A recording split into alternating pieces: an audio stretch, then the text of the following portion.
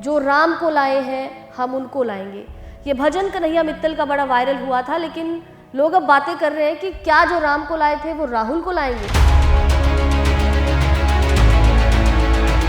कि जो लोग राम की बात करते हैं, जो लोग राम के भजन गाने वालों को दबाने की कोशिश करते हैं, मैं उन लोगों के साथ कतई नहीं रहूंगा। कांग्रेस को लेकर कि जी इनकी आपसी फूट है या अंतर कलह है, तो टिकट बंटवारे को लेकर इस तरह कोई बिखराव की स्थिति तो इस बार नहीं है ना कांग्रेस में। कांग्रेस इस बार कोई भी ऐसा कसर नहीं छोड़ेगी या कुछ ऐसा नहीं करेगी, कोई गलत फैसला ले ले जिसकी वजह से कांग्रेस को नुकसान हो जाए। इस पार्टी का जो गठबंधन का मामला अभी चल रहा है, अभी ताज़ा ही मुद्दा चल रहा है, तो कांग्रेस और आम आदमी पार्टी का क्या हरियाणा में गठबंधन होगा? बहुत लंबी कतार है बीजेपी की जो कि कांग्रेस को ज्वाइन करने के लिए तैयार है। लिस्ट जो कांग्रेस की आ रही है, 2 लिस्टें आ चुकी हैं, तो पूरे उम्मीदवारों की सूची कब तक ये जारी कर देंगे? इस तरह किश्तों में लिस्ट आ रही है, ऐसा कह रहे हैं। ये एक बड़ी, मैं समझता हूँ, लोगों को गुमराह करने की कोशिश कर रहे हैं कि कांग्रेस की लिस्ट इस वजह से लेट हो रही है। उनको ये खुद को देखना चाहिए कि कितने लोग कांग्रेस में शामिल हो रहे हैं। क्या लगता है आपको, स्थिति और ज़्यादा सुधरेगी? हरियाणा में विधानसभा चुनावों का बिगुल बज चुका है और सभी पार्टियां पूरा दमखम लगा रही हैं चुनावी रण में कि किसी तरह हरियाणा की सत्ता पर काबिज हुआ जाए। हमारे साथ स्टूडियो में मौजूद हैं एआईसीसी के मीडिया कोऑर्डिनेटर और पंजाब कांग्रेस के स्पोक्स पर्सन राणा बलजीत चहल जी। राणा जी, बहुत स्वागत है आपका। Thank you ma'am, thank you. विधानसभा के चुनाव अब हरियाणा में निकट हैं, 1 महीने से भी कम वक्त बचा है। किस तरह की तैयारियां हैं कांग्रेस की? देखिए मैम, जो इस वक्त एक लहर चल रही है वो कांग्रेस का पूरा जन समर्थन है, क्योंकि हरियाणा की बेटियां और बेटे बेरोजगारी का जवाब वोट की चोट से देने के लिए तैयार बैठे हैं। जिन किसानों के साथ ये लोग वायदा करके आए थे कि इन्हें एमएसपी मिलेगी, उन किसानों पे किस तरह से लाठियां बरसाएगी, किस तरह से बेटी बचाओ बेटी पढ़ाओ का नारा देने वाली सरकार में बेटियों को सड़कों पे घसीटा गया, उन चीज़ों का सारा हिसाब लेने के लिए हरियाणा में लोग तैयार बैठे हैं और कांग्रेस को पूर्ण समर्थन है उनका।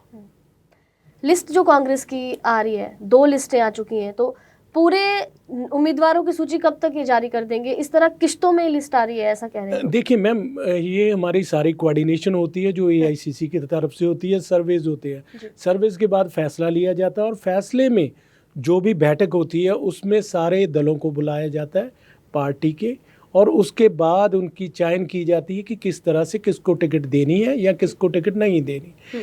पर कांग्रेस इस बार कोई भी ऐसा कसर नहीं छोड़ेगी या कुछ ऐसा नहीं करेगी, कोई गलत फैसला ले ले जिसकी वजह से कांग्रेस को नुकसान हो जाए। इसकी वजह से जो कैंडिडेट जीतने वाले कैंडिडेट हैं उनको ही टिकट मिलेगी और थोड़ा सा टाइम लग सकता है। अभी देखिए, कुछ प्रत्याशियों की लिस्ट आ गई है और थोड़े समय बाद और की भी आ जाएगी।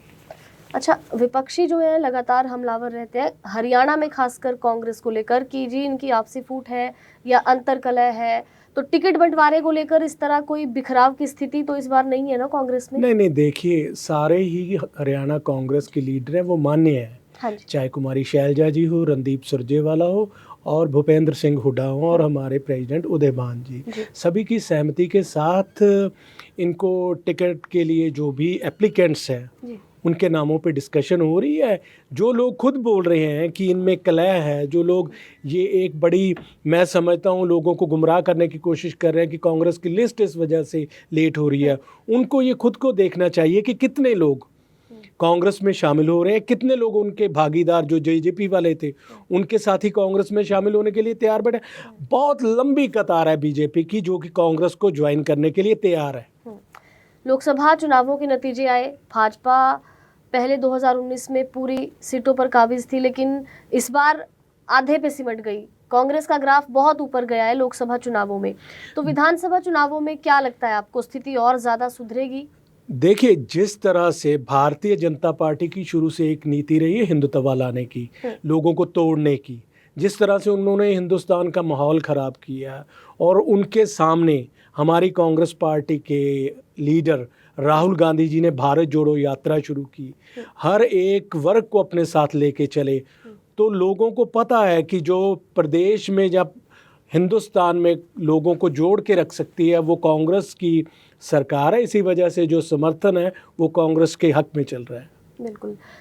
कन्हैया मित्तल भजन गायक, जो राम को लाए हैं हम उनको लाएंगे, ये भजन कन्हैया मित्तल का बड़ा वायरल हुआ था, लेकिन लोग अब बातें कर रहे हैं कि क्या जो राम को लाए थे वो राहुल को लाएंगे, क्योंकि कन्हैया मित्तल ने बड़ा ऐलान कर दिया है कांग्रेस में शामिल होने का। भाजपा के लिए देखिए, बड़ा सबसे झटका है। पहली बात तो ये है, इन्होंने कोई मोदी साहब राम को नहीं लाए, राम जी बड़े हमारे सबके लिए बहुत पूजनीय है। जी। वो राम जी हमें लाए हैं, राम जी को लाने वाले हम कौन हो सकते हैं।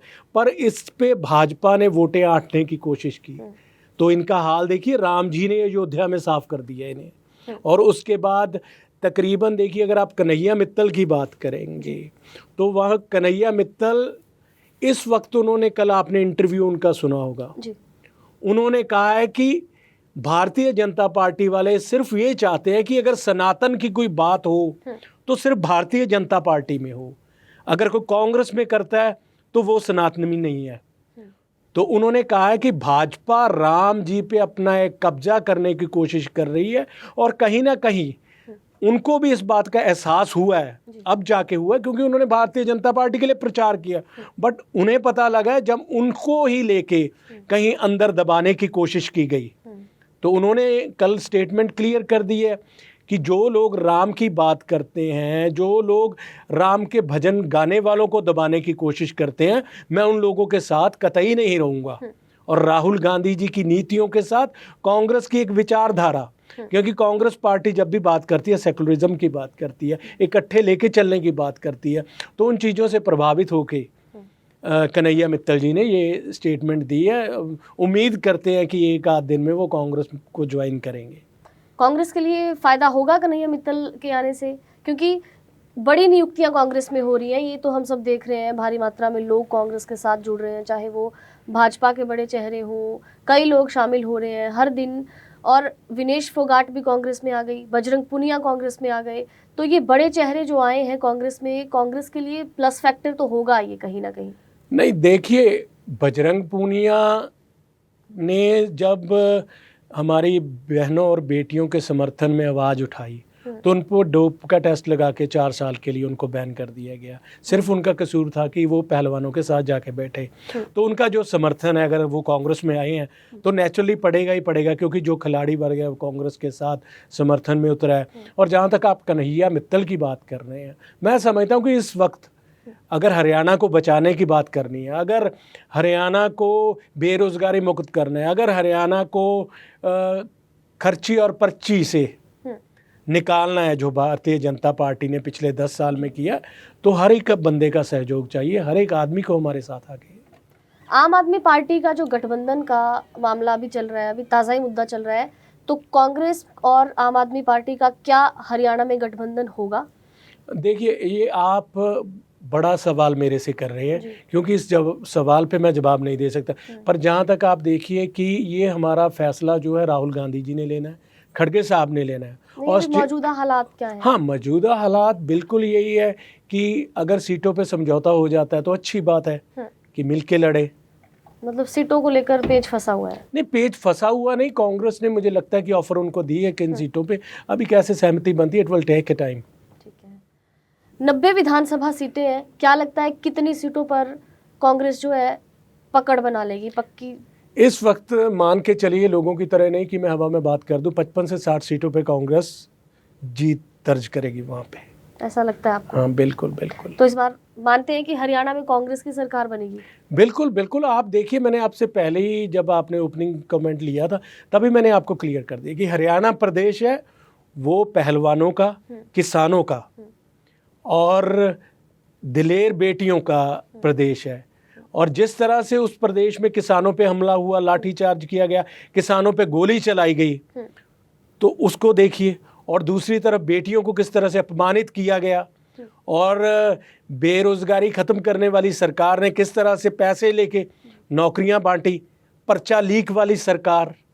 तो बहुत से मुद्दे हैं जो कांग्रेस को मैं समझता हूं कि समर्थन दिलाएंगे, क्योंकि लोगों का आश्वासन है कि अगर भूपेंद्र सिंह हुड्डा, राहुल गांधी जी, कुमारी शैलजा सुरजेवाला का नेतृत्व आता है हरियाणा में, तो प्रदेश की जो मैं समझता हूं कि 10 साल का कुशासन था वो खत्म होगा। अभी कांग्रेस चुनावों से पहले किस रणनीति के तहत हरियाणा में काम कर रही है, क्योंकि अब चुनावों के लिए कुछ ही दिन बचे हैं, तो इन दिनों में कांग्रेस का क्या मास्टर स्ट्रोक या क्या मास्टर प्लान है कि मतदान से पहले पहले ये टास्क है या ये काम है, इनको युद्ध स्तर पर पूरा कर लिया जाए, तैयारियां पूरी कर ली जाए? देखिए, जो एक राहुल जी का मैसेज है वो जन तक पहुंचाने की बात, कांग्रेस की नीतियां लोगों तक पहुंचाने की बात वो वर्कर्स कर रहे हैं। अदरवाइज उसके बिना ही लोगों में इतना उत्साह है, इस जो 2 डाकुओं की सरकार रही है, खट्टर और सैनी की, इसको चलता करने के लिए। तो ये थे हमारे साथ AICC मीडिया कोऑर्डिनेटर और पंजाब कांग्रेस के प्रवक्ता राणा बलजीत चहल जी, जिन्होंने बताया कि हरियाणा में कांग्रेस की किस तरह की रणनीति इस बार विधानसभा चुनावों को लेकर है और किस तरह के सियासी समीकरण रहने वाले हैं।